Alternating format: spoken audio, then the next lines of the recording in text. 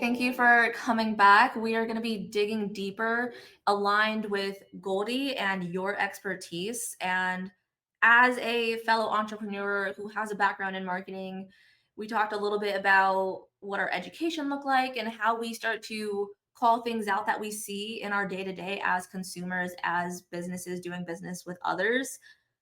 I'm super curious to hear from you. What are maybe two of the biggest mistakes that you see businesses making on social as they're getting started? Such a good question. And I see this over and over again. Happy to chat through these. Thanks for asking. Number one would be no strategy, just posting because they know that they need to get content out there, but really just posting to post. So whether that's, inconsistent or maybe it just doesn't even really align with what they do. Okay, we just got to get this out there. So, no strategy where they can look back at their content and say, hey, these were the KPIs that we had. These were the metrics that we had last quarter. This is what we're trying to get this quarter. And really being able to utilize social media as a tool beyond just a social tool, but also being able to use it for insights of how we can make our content more specific towards our target audience, or if we're wanting to grow in a specific way or enter into a new market. So, really utilizing analytical tools and having a strategy because a strategy will help define if your posting and your social media efforts were really worth your time. Mhm. So, I would say definitely not having a strategy is what I've seen.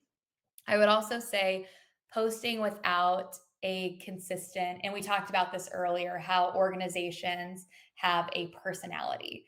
So Mhm. whether there might be, a handful of people that are managing the social media, but each post might have a different look and feel. So whether that's the brand voice and tone might be inconsistent, or even visually from like a design standpoint, it might be inconsistent.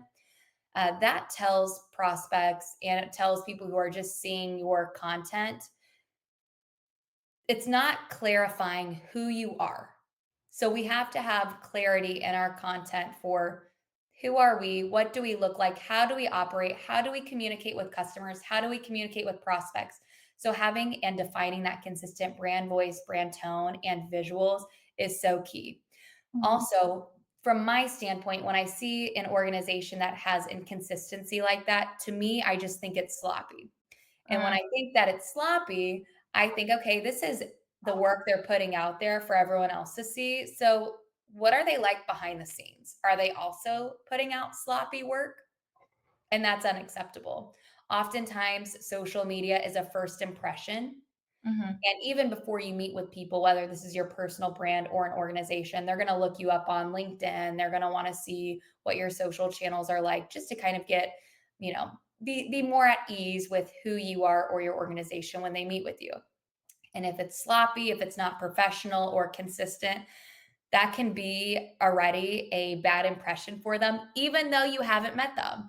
And Mhm. some people might say that's really unfair, but truly that's just how the world works right now as people look you up online. So making sure that you have a very consistent and professional brand look, tone, visuals for a business page, but also for your personal brand is very helpful.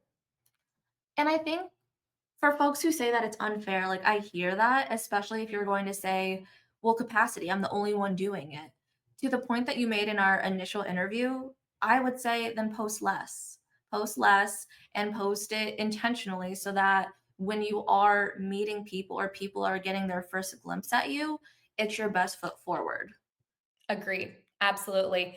And like at the very minimum, get a nice cover photo for your background on LinkedIn. Update your profile photo, update your bio so that when this Mhm. individual meets with you, they know they've got some sort of insight and can talk with you about some specific things that were on your bio. So at the very least, spend 30 minutes or so updating your LinkedIn to today where it's more Mhm. current so that it's going to be more of a helpful tool when you do meet with people.